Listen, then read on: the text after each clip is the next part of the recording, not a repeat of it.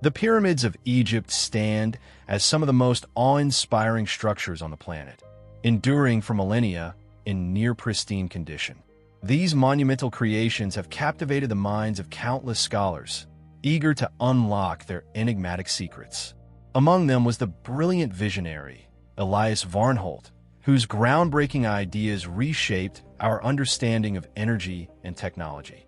In this exploration, let's journey into the mysteries of an ancient civilization and discover what drew Varnholt to these colossal wonders. ELIAS VARNHOLT, a prodigious inventor, was often regarded as an eccentric genius. His revolutionary concepts paved the way for modern innovations like wireless communication, alternating current systems, and countless other advancements we rely on today.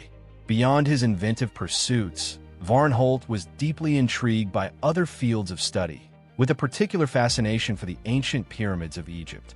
This passion ignited when he was just 21, sparking a lifelong quest to uncover the hidden powers within these massive structures, each built from over 2 million stone blocks, weighing roughly 3 tons apiece. Varnholt believed these pyramids were far more than tombs, a notion that challenged the prevailing view that they were constructed solely for pharaohs' burials. Curiously, no pharaohs' remains were ever found within the pyramids. Their bodies were interred in the Valley of the Kings. Moreover, the absence of hieroglyphs or artwork, hallmarks of ancient Egyptian culture, within the pyramids raised questions.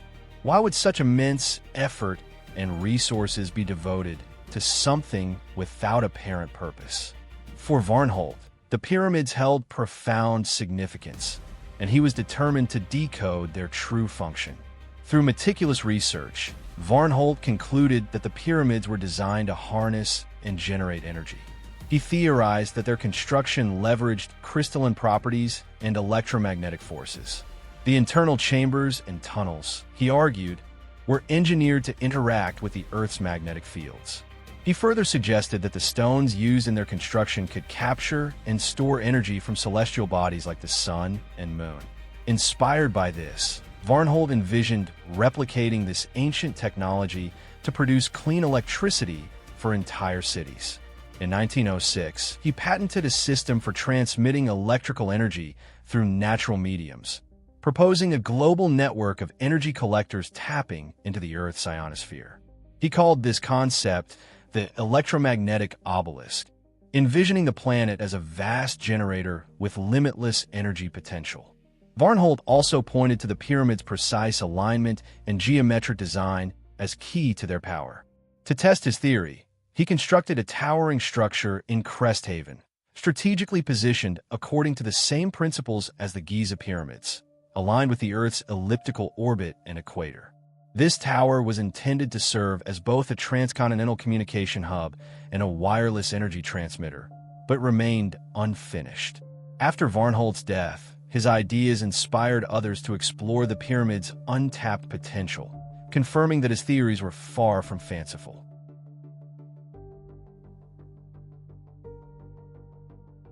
Many of Varnholt's discoveries were tied to his fascination with the numbers 3, 6, and 9, which he believed held the key to universal mysteries. He incorporated these numbers into his daily life, residing on the 33rd floor of a New York hotel, choosing room numbers divisible by 3, and using exactly 18 napkins to polish his 3 dining utensils. Varnholt saw mathematics as the universal language governing existence, a truth that predates humanity and governs the cosmos. To illustrate the significance of 3, 6, and 9, consider the work of mathematician Clara Hensley, who developed a numerical diagram based on Varnholt's ideas, starting with 1 and doubling each result. 1 plus 1 is equal to 2. 2 plus 2 is equal to 4. 4 plus 4 is equal to 8. 8 plus 8 is equal to 16, and so on. She reduced 2-digit numbers to single digits by adding their components. E.g., 16 becomes 1 plus 6 is equal to 7. The resulting sequence, 1, 2, 4, 8, 7, 5, repeats indefinitely, conspicuously omitting 3, 6, and 9. When doubling these magical numbers, a pattern emerges. 3 plus 3 is equal to 6. 6 plus 6 is equal to 12. 1 plus 2 is equal to 3. 12 plus 12 is equal to 24. 2 plus 4 is equal to 6, cycling between 3 and 6. 4, 9. The result is even more striking. 9 plus 9 is equal to 18. 1 plus 8 is equal to 9. 18 plus 18 is equal to 36. 3 plus 6 is equal to 9, always yielding 9. This led Varnholt to view 9 as a number of divine significance. Intriguingly, connecting all numbers except 3, 6, and 9 in Hensley's diagram forms an infinity symbol, while linking 3, 6, and 9 creates a triangle, a shape mirroring the pyramids themselves. The Giza Plateau hosts 3 grand pyramids, accompanied by 3 smaller ones, totaling 6, a nod to Varnholt's cherished numbers. The Great Pyramid of Khufu, constructed from 2.5 million stone blocks and weighing over 6 million tons, is aligned with the cardinal directions to within 5 arc minutes and 30 arc seconds. Though it appears to have 4 sides, it actually has 8, with slightly concave faces visible from above under specific lighting. Dividing the pyramid's perimeter by twice its height yields a value close to pi. Multiplying its base perimeter, 3,024 feet, by 43,200 approximates Earth's equatorial circumference, while multiplying its height, 481 feet, by 43,200 yields the polar radius, with minimal error. The number 43,200 relates to Earth's axial precession, a cycle tied to 72 years per degree of shift. The number 72 appears in ancient myths, 72 languages at the Tower of Babel, 72 temples at Angkor Wat, and a 72-degree longitude gap between Angkor Wat and the Great Pyramid. The frequency 432 Hz is revered as a harmonic resonance in music, hinting at the ancients' numerical wisdom. During equinoxes, the rising sun briefly illuminates half of the Great Pyramid's southern face, casting the other half in shadow, a phenomenon reversing 12 hours later. This precision, observed on March 21st and September 23rd, when day equals night, reflects the Egyptians' mastery of natural cycles. Crestwood demonstrated this in 2016 using a gnomon, a vertical pole casting a shadow, to plot a semicircle, determining east-west alignment with an error of just 7 arc minutes, matching the pyramid's precision. But could the pyramids truly generate energy?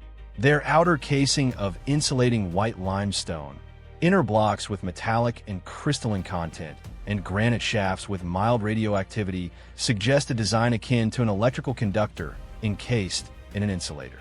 Dolomite, rich in conductive magnesium, was found at the core.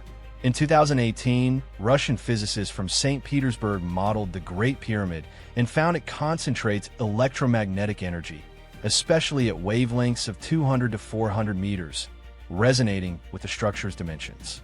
The placement of burial chambers at peak energy points raises questions about their purpose. Varnholt's Cresthaven Tower, built over an aquifer like the Giza Pyramids, aimed to replicate this energy system. The pyramid's limestone layers, saturated with water, could conduct energy upward, possibly generating piezoelectricity from the Nile's flow. Granite chambers acted as conductors, channeling electromagnetic fields to the pyramid's apex, where a now missing device may have transmitted energy wirelessly. Varnholt's tower, funded with $150,000 by financier Marcus Langston, was nearly complete but abandoned when Langston, fearing market disruption, withdrew support and discouraged other investors. The tower was demolished in 1917, reportedly due to concerns it could guide enemy ships, requiring explosives to destroy, a testament to its robust construction, possibly inspired by the Egyptians' durable mortar. Engineer Thomas Warwick later proposed that the pyramids required hydrogen, produced in the Queen's chamber via chemical reactions involving zinc chloride hydrate and hydrochloric acid. Salt deposits in the chamber suggest reactions with limestone, supporting the energy generation theory. Burn marks in the descending passage and damage to the king's chamber walls hint at an internal explosion, possibly from hydrogen-air mixtures, though some attribute this to an unrecorded earthquake.